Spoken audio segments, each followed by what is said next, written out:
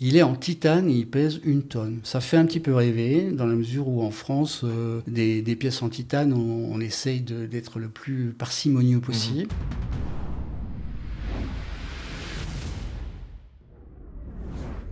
Bonjour à tous, vous êtes sur Jumpseat et aujourd'hui on va vous parler d'un avion fabuleux. Je suis avec le professeur Leminck, François Leminck, ancien ingénieur expert de Dassault Aviation.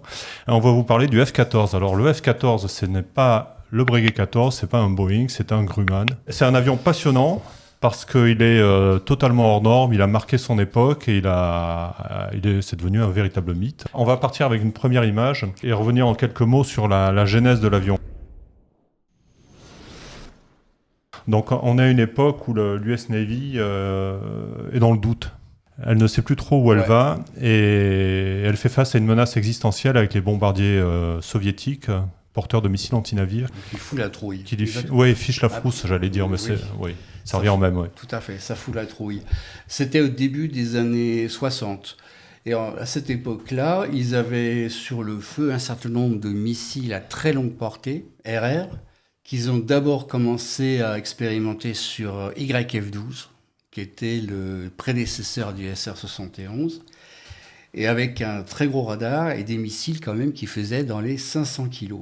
Alors le but, c'était d'aller choper les bombardiers russes très très loin de la flotte Absolument, américaine, hein, exactement. les empêcher de passer à l'action. Il s'agissait d'avoir une arme stand-off. Le YF-12 était US Air Force, mais le système était combiné à US Air Force et Navy. Ce que l'on peut dire, c'est qu'au tout début, la Navy voulait essentiellement un avion qui était capable de faire une attente. Il voulait 4 heures ou 4 heures et demie à distance de la flotte en avant de la zone dans laquelle les bombardiers risquaient d'arriver. Dans l'idée à l'époque, c'était simplement d'avoir un avion porteur de missiles qui était capable de tirer à distance de sécurité. Là, une très belle image à Ouais. l'écran, donc on voit le YF-12. Et donc là, on voit la soute ouverte. En fait, le SR-71 avait 4 soutes. Et donc là, c'est bien un tir réel. On voit que c'est un YF-12 parce que ici, on a les détecteurs infrarouges, si je me Et souviens bien. l'apex est tronqué, donc. L'APEX est tronqué, absolument. Ouais. Alors, ils ont fait 7 ou 8 tirs de ce missile depuis des YF-12 jusqu'à ce que un secrétaire de la Défense signe la fin de la récré concernant les très grands Mach. À cette époque-là, finalement, il y avait des gens qui planifiaient des avions Mach 3+. Je parle du B-70 par exemple, je parle du F-108, le Rapier. Je parle aussi du Crusader 3, qui n'envisageait pas Mach 3, mais qui était quand même déjà dessiné pour Mach 2.5, Mach 2.7. Donc véritablement, il y avait dans l'idée d'avoir des Mach extrêmement élevés. Et la McNamara, qui était le secrétaire de la défense de l'époque, qui venait juste d'arriver avec l'administration Kennedy, a signé la fin de la récré concernant les budgets correspondant à tous ces avions. Et il a dit, bon, bah écoutez les enfants, c'est fini, vous allez me faire des avions peu coûteux, ou du moins à coût contrôlé. Mhm. Donc à l'époque 61-62, c'était bien avant McNamara 61-62, mais la Navy avait dans l'idée de faire quasiment un avion à 10 par exemple, ou un Prowler, hein, que ça ressemblait un petit peu à ça. Des avions ordinaires, si je puis dire, très gros radar, et puis un équipage côte à côte, parce que 4 heures, 5 heures de vol, 6 heures de vol. Un camion qui porte des missiles. Tout Hein. à fait. Mais avec des capacités de combat aérien quasi nulles. En tout cas, en supersonique, c'était pas la peine. Et en subsonique, peut-être qu'il était capable de rouler quelque chose, mais probablement pas beaucoup. Donc l'idée, c'était d'aller loin des bateaux, rester en Tout à fait. station, de tourner et d'attendre Et d'attendre. la menace. Au même moment, on avait quand même des fantômes qui, eux, avaient une mission des missions plus pointues, si je puis dire, qui étaient vraiment supersoniques. Disons que c'était un avion de défense de la flotte. Le McNamara est arrivé et en 60, je sais plus, si quand même pas très longtemps après. Donc, dans la fin de la récré qu'il a sifflé, il a dit, bah écoutez, l'US Air Force a besoin d'un avion de combat. J'ai cru comprendre que c'était plutôt un avion d'attaque au sol, bombardier. La Navy a besoin d'un avion de cap pour faire de la contrôle de la défense de la flotte. Eh bien écoutez, vous allez vous débrouiller, vous allez faire un seul avion au total. C'était le programme TFX qui a donné le F-111. Le F-111 a été presque détesté dès le début par l'US Navy. Faut savoir quand même que General Dynamics a honteusement caviardé le devis de masse de cet avion pour gagner la compétition. Qu'est-ce que tu veux dire par caviarder ? Ils ont pas mis de marge, ils ont mis des marges négatives, enfin, ou alors ils savaient vraiment très peu de choses. Mais alors Boeing avait gagné du point de vue de la technique. À l'époque du TFX, c'était Boeing qui avait gagné la compétition. Et McNamara a pris les dossiers, il les a épluchés, et puis il a vu que Boeing proposait 60% de communauté entre l'US Air Force et l'US Navy. Et puis il a vu que General Dynamics proposait 70%. On sait bien que les promesses n'engagent que ceux qui les reçoivent en la matière. Et alors il a dit, Boeing qui avait été désigné vainqueur a été écarté, parce que McNamara a dit, je préfère General Dynamics parce qu'ils ont une meilleure communauté entre les avions. Entre les deux versions. Donc entre les deux Navy versions, et exactement. Air Force, ouais. Alors donc tact, c'est ce qui s'est passé. Le F-111B, donc la version navale, était quand même, il était pas assez identique. Faut pas. Il avait une voilure plus grande, il avait un nez plus court, il avait une crosse, enfin plus tout ce qui concerne le train d'atterrissage. Grumman avait déjà à l'époque une part concernant l'appontage, dans la mesure où General Dynamics était un petit peu léger en matière de navalisation. Pourtant, le train incite pas trop à l'optimisme, il paraît très étroit. Non. Il est très étroit, ouais. non, c'est monstrueux, c'est encore pire qu'un Crusader, mais avec l'inertie qu'on peut voir sur la voilure, ils n'avaient pas intérêt à venir avec un petit peu de gîte. À mon avis, ils devaient s'attendre à réparer pas mal de bouts de plume durant les appontages. On voit des appontages où le F-111 est bien à plat, très bien, il fait beau, il n'y a pas de vent. Le pont est stable. Le pont est stable, mais quand on voit certains appontages de F-14, on se doute que le F-111 aurait été à la peine. Clairement. Ouais. Donc en fait, le F-111 avec 2 missiles en soute et 4 missiles sous la voilure était trop lourd de toute façon. Il dépassait de 15-20%, même plus que ça, 20% la masse admissible à l'appontage. La Navy n'en pouvait plus. Donc à la fin, elle a dit, écoutez, on va faire un crash programme dans lequel on va chercher un avion de plus petite taille, capable de balader le système Phoenix et capable aussi de remplacer le Fantôme. Parce qu'il faut quand même voir que les gars, ils s'organisaient pour faire des combats aériens en F-111. Donc c'était quand même un petit peu limite. Donc le système Phoenix est un radar très puissant. Très puissant. Et le missile qui va avec, très puissant également, qui va très loin, en accord avec les performances du radar. Et ça, c'est la clé de voûte du système. Oui. C'est-à-dire que le F-111, même le YF-12 était axé autour du système anti-aérien, et le F-14 est essentiellement un système qui balade le système Phoenix, essentiellement. Donc il va y avoir ce crash programme avec différentes propositions. Et alors là, il y en a une qui est quand même très intéressante, qui est très peu connue. Qui est assez peu connue. Voilà. C'est-à-dire que LTV, Lintenko-Vogt, qui avait fait le Crusader, le Corsair, le Crusader au fond, le Corsair A7 et le Crusader 3 dont j'ai parlé tout à l'heure, se sont dit nous allons rentrer en compétition pour répondre à un nouveau programme qui n'était plus le TFX mais le VFX. Alors, ce qu'on voit quand même ici, c'est un avion à géométrie variable. Mais là, il faut reconnaître que LTV a eu du mal quand même à sortir de son moule, si je puis dire. Par exemple, on ne le voit pas, mais ils avaient mis les sidewinders sur les côtés de l'entrée d'air. C'est-à-dire à la façon Crusader. Ils ne pouvaient pas s'en empêcher. Par contre, le truc rigolo, c'est que... Est-ce que c'était une bonne idée, au fond ? Est-ce qu'on ne gagnait pas des points d'emport en mettant ça ? Non. Tirer un missile à 20 ou 30 cm de l'entrée d'air, c'est jamais une bonne idée. Oui. Non, faut pas le faire, ça. Et d'autre part aussi... Parce qu'il y a le risque d'extinction réacteur avec les fumées. Oui. Et puis par l'arrière aussi, tu vas abîmer tout le revêtement de l'avion. Oui. Donc un missile qui est tiré sur rail, il faut qu'il soit le plus éloigné possible de l'avion, si je puis dire. Il y a un moment, il est quand même accroché à l'avion, mais le plus loin possible. Alors ce qu'on voit sur cet avion, c'est une entrée d'air... façon... qui rappelle quelque chose quand même. Façon souris Dassault Aviation. Et alors, le plus rigolo, c'est qu'en fait, Dassault Aviation a servi de conseiller à LTV pour cette proposition d'avion. Par contre, on voit déjà quelque chose de très intéressant, qui est un train d'atterrissage extrêmement efficace, qui avait déjà été utilisé sur le A6 Intruder par Grumman. C'est un train qui est vertical, qui s'accroche directement sous la voilure et qui rentre avec la roue à plat dans l'apex de la voilure. Et ça, on va retrouver ça sur le F-14, on va le retrouver chez les Russes sur Sukhoi 27 et MiG-29, et on va même le retrouver sur le JSF. Et y compris d'ailleurs encore aujourd'hui sur le Gripen NG, on voit exactement la même chose, à savoir une jambe verticale avec une roue à plat qui rentre dans l'apex de voilure.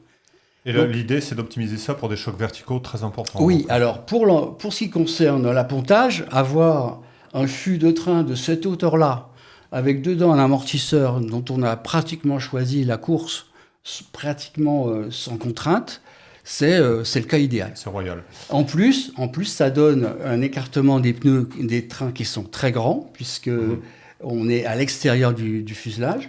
Donc véritablement, c'est du point de vue robustesse extraordinaire. Et puis on accroche ce qu'on veut sous le ventre. Là. Par contre, ça peut être un petit peu lourd quand même, parce que le fût de train, là, il faut payer. Il faut payer quelque chose. Mais le F-14 reprendra cette configuration. Et effectivement, la Navy va enfin respirer par rapport au train d'atterrissage du F-111. Il y a deux choses intéressantes aussi sur cet avion. C'est la monodérive, donc, oui, qui est tout immense. À fait.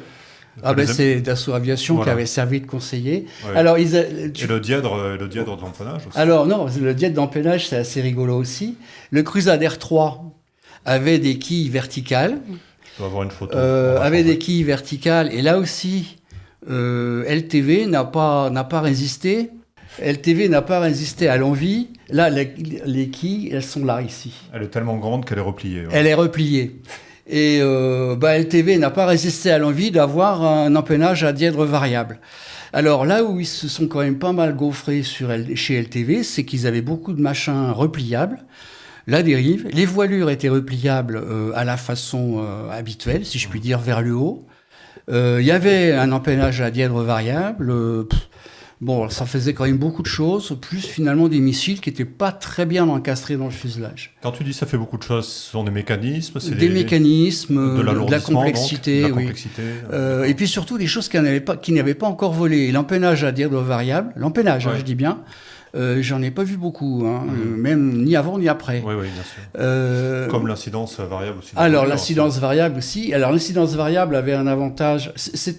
Il y a eu pendant toute la vie des jets embarqués sur porte-avions, il y a eu cette course à essayer de réduire la vitesse d'approche. Cette course, elle est passée par plusieurs étapes. Il y a eu l'étape effectivement LTV qui consistait à basculer la voilure de façon à ce que le pilote puisse voir le pont. Alors que la voilure elle, était en incidence. Il y a eu ensuite la solution des volets soufflés. Les volets soufflés permettaient d'avoir des CZ d'approche énormes, Buccaneer, Vigilant, Phantom. Même le F-104 avait des volets soufflés. C'est peu connu. Pourquoi cette entrée d'air avec cette lèvre alors en fait, le radar sert entièrement de souris de compression d'entrée d'air. Ok. Donc, en fait, tu as un choc qui est ici. Et alors, le problème, c'est que l'entrée d'air est fixe. Donc, de toute façon, ça va se débrouiller comme ça peut. Il n'est pas question de balader quoi que ce soit. C'est entièrement fixe. Par contre, lorsque tu as le premier choc qui est ici, qui, j'espère, reste à l'extérieur de la lèvre, tu as ensuite un deuxième choc droit qui se trouve à peu près par là. Pour que ce choc droit soit stabilisé, malgré les variations de débit du moteur, il est intéressant de faire en sorte que le choc se stabilise à un endroit où il peut y avoir un petit peu d'air qui passe sur le côté. Et le fait qu'il y ait du débit d'air qui passe sur le côté d'entrée d'air, ça permet en fait de faire un choc droit qui soit stable. Si ce n'était pas le cas, tu pourrais avoir des phénomènes de buzz, c'est-à-dire de choc droit qui commence à vibrer à cause justement du fait que ce débit d'air s'organise mal. C'est ce qu'on voit aussi sur le GSF, avec le bump qu'on a aujourd'hui. Oui. La jonction de la lèvre d'entrée d'air avec le fuselage se fait en flèche négative, de façon à ce qu'il y ait bien un petit débit d'air qui régule la position du choc droit. Il y a eu le F-105 aussi avec des entrées d'air aussi très particulières, avec la lèvre extérieure qui avançait. Oui, c'est un peu ça aussi, effectivement. On va attaquer le F-14 en glissant 2 mots déjà pour commencer sur la géométrie variable. C'est vrai que Grumman, mine de rien, a été un précurseur en géométrie variable avec le Jaguar. Avant, il y avait eu le Bell X5, mais qui était quand même très allemand, je dirais, dans son dessin. Le Jaguar, oui, c'est le premier Grumman à géométrie variable avec un train d'atterrissage très bourrin. Hein. Alors, c'est un démonstrateur technologique. Tout à fait, oui, il n'y avait rien d'autre. Voilà, bien qu'il y ait marqué Navy dessus. Oui, tout à fait. Mais... Donc, d'ailleurs, je ne sais même pas s'il était supersonique, celui-là. Peut-être, mais ce n'est pas sûr. Donc, le premier à géométrie variable qui a permis au moins de voir comment bougeait la voilure et ce qu'il ne fallait éventuellement pas faire. Cela dit, l'avion a fonctionné, donc on peut supposer qu'il n'y a pas eu de gros couacs. Je ne pense pas qu'il se soit écrasé, même. Il doit être quelque part dans un musée, j'imagine. Alors là, on a une image qui résume toute l'aventure du F-14. On a tout là. Tu vas pouvoir te régaler, nous expliquer tout ça en détail. Oui, alors le F-14 a concentré un certain nombre de choses. D'abord, le train d'atterrissage dont Grumman était très content sur le Intruder. Qu'on a vu tout à l'heure, donc. Qu'on a vu tout à l'heure, oui, qui était aussi sur le LTV 507. Donc juste pour info, montre-nous où il est accroché, où est-ce qu'il se replie. Alors, le train d'atterrissage est quelque part par là. La jambe de train se trouve dans un sous ce carénage et la roue se trouve ici. À plat. Donc c'est ce qu'on appelle un train à double rotation. C'est-à-dire que si on faisait la rotation simple du fût, la roue arriverait de face. Mais entre-temps, on a mis un mécanisme pour qu'elle pivote de 90 degrés. Alors là, ce que l'on voit, c'est bel et bien le système avec les 6 Phoenix. Alors là, les 6 Phoenix, on les voit très très bien. Là, il y en a il y a l'équivalent en prix de quelques appartements à Paris. Oui, tout à fait. Alors ce que l'on voit aussi quand même, c'est le nec plus ultra de l'époque concernant la traînée des empores. À savoir que McDonnell Douglas, d'abord sur des expérimentations de fantômes, avait démontré le fait qu'il fallait plaquer les empores le plus possible au fuselage. Et ensuite, ça a été mis en application sur le F-15. Ce qui est marrant d'ailleurs, cette idée de plaquer les empores, puisqu'on s'est aperçu avec les réacteurs, par exemple, que c'était le contraire qui était bénéfique, qu'il valait mieux séparer les réacteurs et les mettre au bout d'un pylône sur le 707 plutôt que de venir les coller sous la voilure. Oui, mais c'est pas du tout la même exigence. Oui. Un réacteur ne se largue pas, déjà. Rarement, pas volontairement. Sur B-52, ça arrive. D'abord, il ne se largue pas. Ensuite, sur les avions civils, les réacteurs servent beaucoup à la stabilité structurale de la voilure. Et on est dans une solution technologique de conception qui n'a rien à voir avec un avion de chasse, hein, clairement. Grosso modo, le fait de plaquer des empores sous un avion démontré par le Fantôme, par exemple, ça consiste à admettre le fait que, comme il y a une couche limite qui se développe depuis le nez jusqu'à l'arrière de l'avion et qu'elle s'épaissit avec la distance, il y a un moment, si le missile est bien plaqué dans l'avion, en gros, il ne traîne pas dans la mesure où il est dans cette couche limite en question. En échange de quoi, le missile est extrêmement difficile à tirer. C'est-à-dire qu'il faut véritablement le pousser très fort pour qu'il s'éloigne. Vers le bas. Vers le bas, exactement. Par conséquent, ça ne peut pas être des missiles tirés sur rail. Ce sont forcément des missiles éjectés. Éjectés par de la pyrotechnie, donc. De la pyrotechnie, tout à fait. Donc des charges explosives qui poussent le missile vers le bas. Des petites cartouches avec des pistons, d'un système éjecteur, somme toute, assez partagé dans le monde. Lorsque le missile fait 500 kg, il faut pousser plus fort que quand c'est un Mika, bien entendu. Alors là, ce que l'on voit, c'est que quand même, il y a des semelles qui tiennent le dessous de l'avion est plat, entièrement plat. Et c'est la raison d'ailleurs pour laquelle Grumman a choisi cette solution d'écarter les nacelles. C'est qu'ils se sont dit, finalement, ce dont on a besoin pour être polyvalent, c'est d'avoir une grande tranchée centrale dans laquelle on va pouvoir plaquer tout ce qu'on veut. Effectivement, de ce point de vue-là, ils ont vachement gagné, puisque le train est très écarté, les nacelles sont écartées aussi, et dans l'axe, alors là, c'est bingo. L'écartement des nacelles, ça a aussi un intérêt pour en cas de tir contre l'avion. On peut se faire détruire un moteur sans trop toucher l'autre. Oui, tout à fait. Alors, du point de vue de la vulnérabilité à voir, il est pratiquement impossible de dézinguer les deux moteurs en même temps. En échange de quoi, la panne moteur est un petit peu délicate dans certains cas. Il y a une grosse asymétrie de poussée. Ouais. Voilà, il y a une grosse asymétrie, donc éventuellement, tu peux payer la taxe de ton avantage, en tout cas. D'autre part, ce que je vous disais sur les missiles, c'est qu'ils ont prévu des platines d'éjection que l'on voit ici, que l'on devine ici. Ils ont simplement dit, à l'avant, on va mettre un vague carénage pour que ça traîne pas trop pour le missile de devant. Par contre, à l'arrière, ils ont bien compris qu'il y a un tel marasme aérodynamique dans ce coin-là que c'est plus la peine de chercher à faire quoi que ce soit concernant la traînée. Par contre, quand ces éléments-là sont démontés, on peut plaquer dans l'avion même, il y a 4 empreintes qui permettent de balader 4 Sparrow. Alors, donc là, on voit le montage d'un Phénix sur un point latéral. On voit d'une part la taille de l'objet, qui fait 500 kg. Je vous rappelle qu'un Exocet fait 670 kg. Hein, donc, et d'ailleurs, c'est tellement proche qu'en fin de compte, ce qu'on voit, c'est la même chose que sur un Exocet, à savoir que le missile est monté sur l'avion sans ses voilures. Les voilures sont montées après. Bon, alors là, ce qu'on voit, c'est les gouttières, ici. C'est-à-dire qu'il est stocké aussi sans ses voilures. Hein, c'est ça tout à fait. Oui, tout à fait. On voit les gouttières qui permettent au système de guidage qui se trouve dans ce coin-là de piloter les gouvernes arrière. Le moteur se trouve de là à là. Il fait environ la moitié de la masse. Il fait dans les 220 kg de moteur. Ça doit faire dans les 200 kg de poudre. Et ça permet de monter le missile à 1500 mètres secondes par rapport à sa vitesse de largage. Donc, effectivement, c'est pour ça qu'on dit Mach 5+. Donc, un très gros moteur qui va fonctionner pendant combien de temps alors ? Il fonctionne pendant 20-25 secondes. Ce qui est énorme pour un missile. Oui, pour un missile RR, c'est énorme.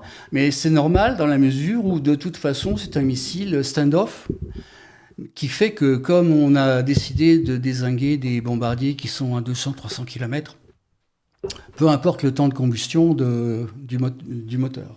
Ce missile, le système d'armes, a la réputation d'être effectivement taillé sur mesure pour chasser des bombardiers. On s'est aperçu pendant la guerre Iran-Irak que les Iraniens s'en sont servis pour leur plus grand profit contre des chasseurs aussi.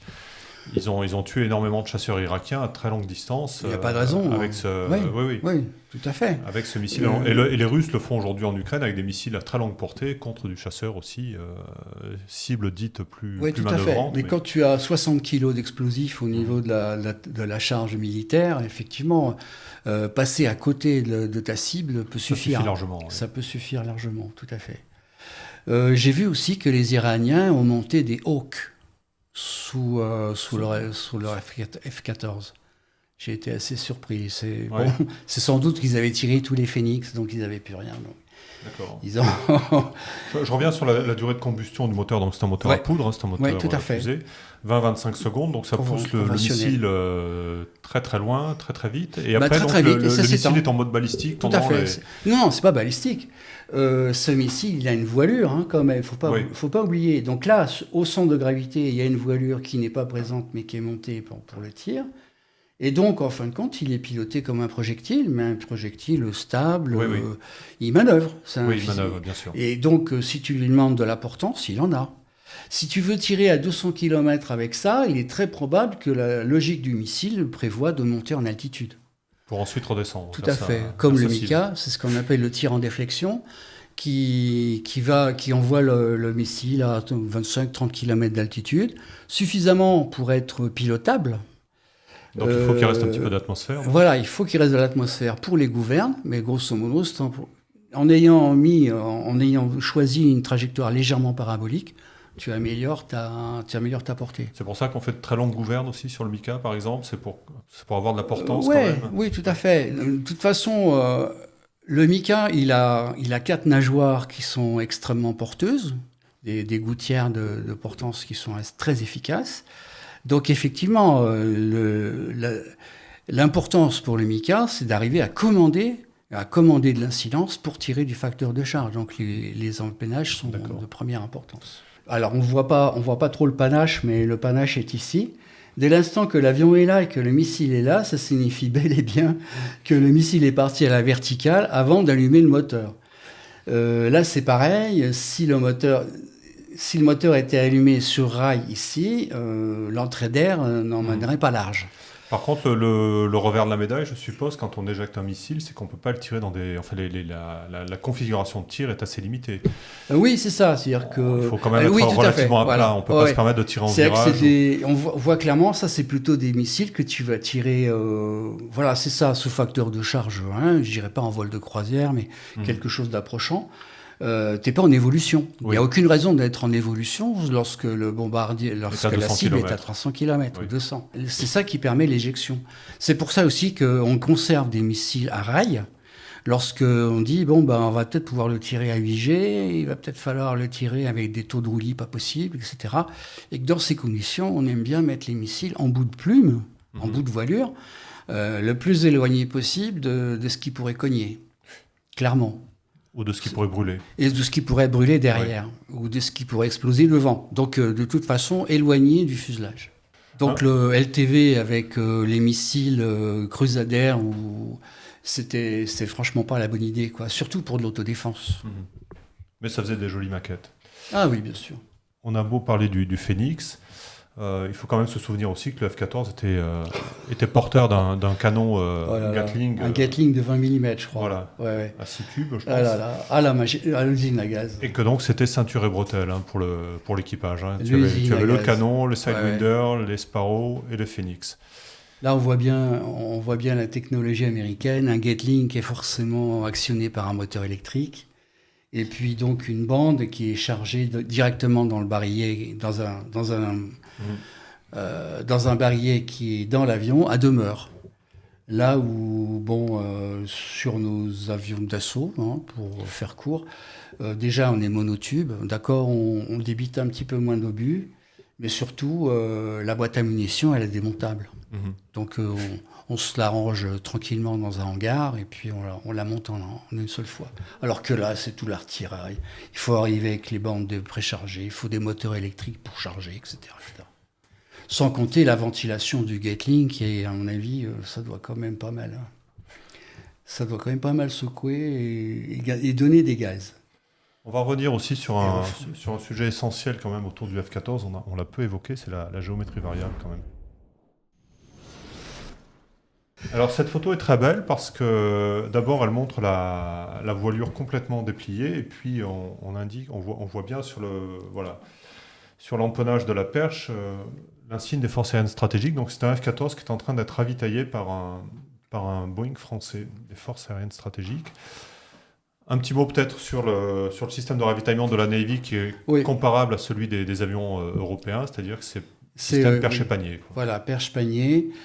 Mais donc sur cette géométrie variable, l'intérêt, si on peut revenir à la racine. Oui, alors justement, tout à l'heure, je parlais du fait qu'il y a eu une quête à la diminution de la vitesse d'approche.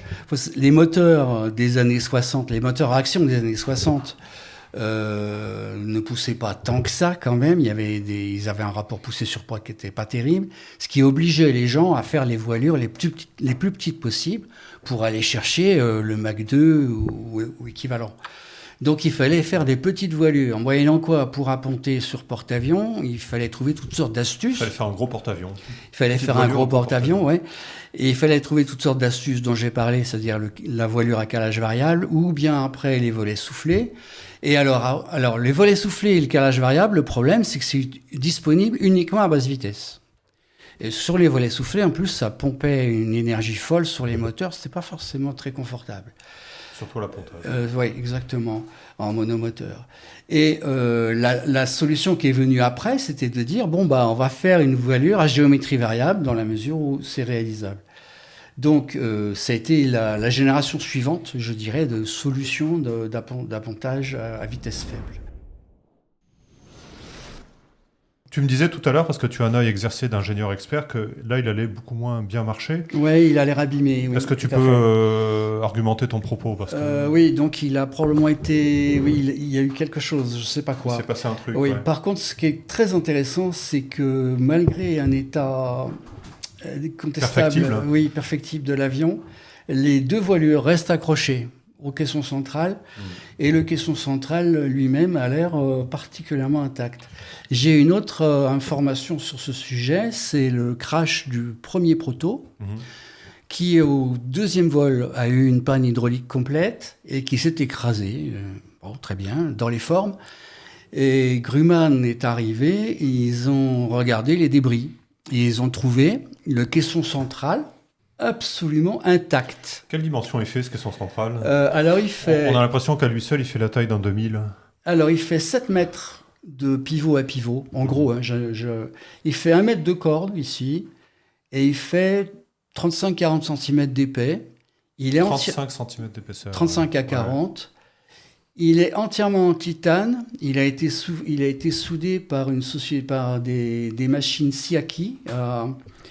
Il a été soudé en faisceau d'électrons, sous vide. Il pèse 1 tonne. Des pièces en titane, on essaye d'être le plus parcimonieux possible. 1 tonne de titane, purement et simplement. Ce sont les années 70-80 où c'est la fête. Du TA6V. Et alors, il est 600-700 kilos plus léger que ce qu'il aurait été s'il avait été en acier. Rien que ça. Rien que là-dessus, ils ont gratté 600-700 kilos. Ce qui est fabuleux, c'est de voir qu'effectivement, le pivot qui est là tient tout le reste de l'avion sans problème. Alors, pour le premier écrage du premier proto, ils ont retrouvé le caisson intact, à tel point qu'ils ont repris le caisson, mais ils ont fait des essais statiques dessus. En disant, finalement, après tout, puisqu'on l'a récupéré... On va essayer de le casser. Oui, on va aller jusqu'au bout, on va le finir. N'empêche qu'ils l'ont repris pour aller voir jusqu'au bout. Et là, pareil, clairement, le caisson se fiche éperdument de ce qui lui est arrivé. Donc, en fait, ils auraient dû mettre les pilotes dans le caisson pour être tranquille. De la même manière qu'il faudrait mettre les passagers dans les boîtes noires des avions civils. Exactement. Ouais. Alors, ce caisson donc lie les deux voilures entre elles. Les voilures, l'APEX qui est ici est tout à fait indispensable dans le fonctionnement de l'avion. Il y a quelque chose d'assez particulier que j'ai mis du temps à comprendre parce que je suis un peu lent.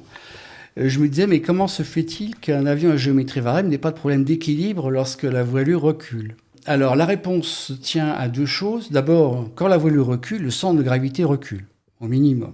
Alors, elle recule selon que la voilure soit pleine ou vide. Il faut reconnaître, il y a un petit détail de poids, mais bon.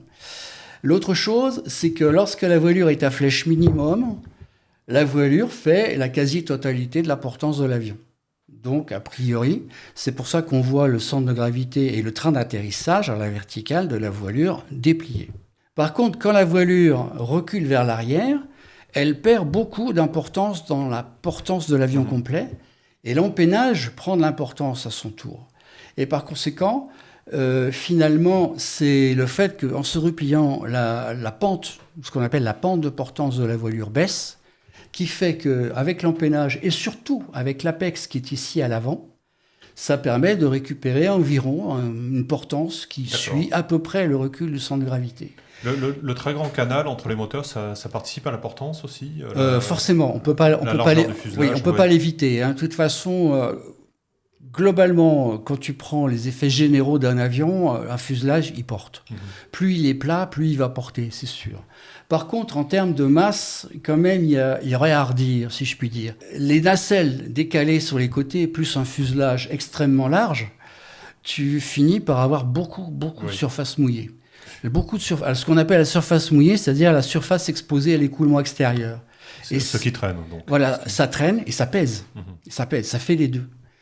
Et donc, de ce point de vue-là, le F-14 est quand même assez dispendieux, je dirais, en traînée. Quand tu as les moteurs qui va bien, pourquoi pas. Mais je dois dire que quand tu veux faire un avion au minimum, tu as tout intérêt à avoir des moteurs ramassés et un fuselage en un seul corps. Les corps écartés qui sont ici... C'est comme si tu avais 2 avions côte à côte, pratiquement. Là. Deux monomoteurs. Quoi. Oui, voilà, tu as 2 monomoteurs. Alors ça a beaucoup plu aux Russes sur Sukhoi 27 et MiG-29, mais c'est quand même dispendieux en masse, malgré tout. L'autre chose, c'est que le canal que tu as au centre, ça peut être un faux ami. C'est-à-dire que tu peux te dire, je vais pouvoir accrocher plein de choses dessous. Alors, si c'est bien plaqué dans le canal, pourquoi pas ? Mais si tu te dis, à un moment donné, je vais mettre un énorme bidon au centre, entre les moteurs, ce que tu peux faire d'un point de vue géométrie, du point de vue traînée, c'est une calamité. C'est-à-dire que l'air qui est emprisonné entre l'emport que tu as mis sous le ventre et les moteurs latéraux et les nacelles latérales, cet air est complètement piégé, crée des ondes de choc assez considérables, Et ça peut être absolument calamiteux en traînée supersonique. Donc tu vas voire consommer, même subsonique. tu vas consommer ce que tu emportes dans le bidon et au final tu vas gagner très peu, quoi.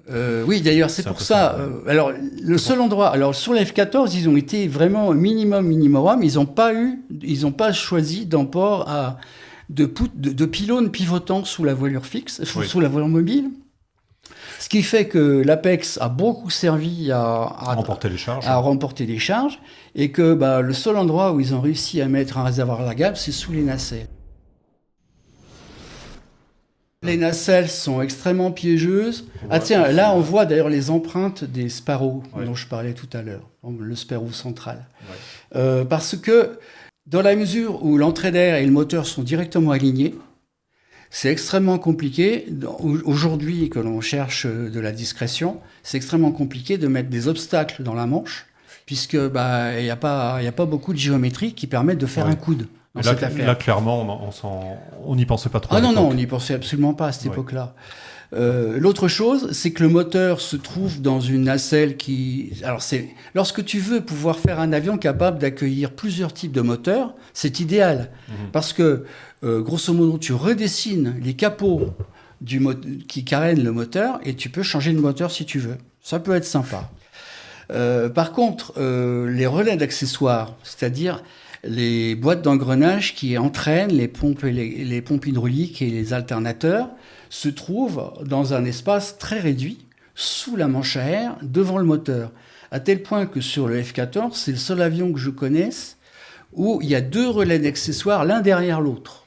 C'est-à-dire qu'ils n'ont pas été capables, il n'y avait pas la place de mettre sur un même relais à la fois les pompes et les alternateurs. Donc ils ont un relais pour les pompes et devant un relais pour les alternateurs, tellement la nacelle est fine finalement. Donc c'est pas très pratique. Les Russes, de leur côté, ils ont une solution plus simple, ils mettent le relais sur le dessus du moteur. Donc, c'est plus pratique pour la neige. Tu nous parlais tout à l'heure donc des charges qui étaient emportées dans le canal et qui n'étaient pas forcément plaquées et très aérodynamiques. Donc là, ce qui va nous permettre de faire une transition toute trouvée pour terminer l'émission en beauté. On a le chargement là, de 3 GBU-12, c'est pendant la guerre en ex-Yougoslavie, pendant la Bosnie en 1995. Donc ils ont collé cet emport tribombe sous le canal. Et dans le même temps, ils ont fait du Tomcat, un bombardier. C'est une affaire qui pend au nez de tous les avions américains. Un jour ou l'autre, on finit toujours par leur coller des bombes. Ce qu'on voit ici, c'est la platine du Phoenix. Et dessous, là, on voit une surcouche qui est l'accrochage de la poutre pour les bombes. Je pense que c'est ça qu'on voit. Parce que ça, sur le Phoenix, il ne doit pas y avoir. Ça, c'est la poutre Phoenix de base, je crois reconnaître. Donc, bilan des courses, cet avion qui est né dans les années 70 pour chasser les bombardiers soviétiques sur l'Atlantique Nord, termine sa carrière sous les couleurs de l'US Navy comme bombardier. Il va bombarder la Bosnie, il va bombarder donc l'ex-Yougoslavie d'une manière générale. Après, on va le retrouver en Irak. Il va participer à toutes les opérations en Irak à partir de 2003, je crois. Et puis, avec une nouvelle motorisation, avec de nouveaux capteurs, la capacité de tirer des armements laser, enfin voilà, c'est... Et ce qui est étonnant, c'est qu'aujourd'hui encore, il reste en utilisation en Iran. Les Iraniens qui ont été les seuls clients à l'export de l'avion, ça participait des rêves de grandeur du Shah d'Iran avant la Révolution. Et donc le F-14 était en compétition avec le F-15 pour équiper la force aérienne iranienne. Le F-15 avait la réputation d'être un peu moins complexe, un peu moins sophistiqué. Clairement. Mais alors il y a eu des essais, je crois, d'emport de Phoenix sur le F-15, au moins du maquettage. Ça, c'est maquettage, oui. Oui. Mais donc le F-14 a gagné la partie et il est toujours en utilisation 1979-2024, donc depuis bientôt 50 ans, sous les couleurs iraniennes, dans son rôle premier de domination aérienne totale, quoi. Avec la conjonction de son radar qui voit tout très loin et de son missile qui arrive à choper à peu près tout et très loin aussi, quoi. Pour ce qui concerne le F-15, c'est vrai que le F-15, de mon point de vue, me semble un avion beaucoup plus sain, avec la modération que de toute façon, ce que la Navy voulait, c'était des Phoenix volants. Donc de ce point de vue-là, Grumman apportait la solution. D'autre part, la Navy venait de sortir d'une aventure F-111 où il disait plus jamais les Air Force dans mon programme. Traumatisante. Par conséquent, il se disait on ne va pas partir sur le F-15 après le F-111. Dernière chose, le Pentagone avait absolument besoin d'avoir au moins 2 constructeurs indépendants qui fassent des chasseurs différents. Il était très important de conserver une concurrence. Donc tout ça a fait que, objectivement, je pense que le F-15 aurait fait le boulot aussi. Mais la US Air Force en avait suffisamment. Le F-15 est un avion extraordinaire aussi. Tout s'est bien passé du point de vue industriel en tout cas. Et d'un point de vue technique également. Globalement, l'idée qu'on en retient, ce sera le mot de la fin du F-14. Donc c'était l'état de l'art dans les années 70. Tout à fait. Ouais. Est-ce qu'à ton avis, il aurait été possible de le faire différemment ou encore meilleur vu le cahier des charges qui était quand même très exigeant? Ou bien est-ce que Grumman avait quand même mis dans le mille et fait très fort avec cet assemblage de techniques comme Grumman, disons que c'était un crash programme. Comme Grumman était en train de sortir ils étaient un peu dans l'F-111. C'est-à-dire qu'ils étaient responsables d'un certain nombre de choses, de train d'atterrissage et autres. Leurs équipes étaient chaudes sur le sujet. Je pense que finalement, reprendre une géométrie variable à cette époque-là, sachant qu'ils étaient backés par le Jaguar, par exemple, qui leur donnait une prévalence, non, c'était logique finalement. Et puis du coup, ça a été un avion sans concurrence et sans coopérant. Et donc ça a fait le boulot. D'autre part, effectivement, ils ont apporté une solution aérodynamique innovante avec cette grande tranchée entre les moteurs écartés, dont on a parlé un petit peu, avantages-inconvénients, qui finalement a aujourd'hui une survivance, c'est le Sukhoi 57. Mais c'est le seul. Je pense que le bureau d'études Sukhoi a tellement aimé la famille Sukhoi 27 à 33 qu'ils se sont dit, même. 35, oui, ils se sont dit, on va reprendre ce qu'on sait faire, ce que beaucoup de bureaux d'études font.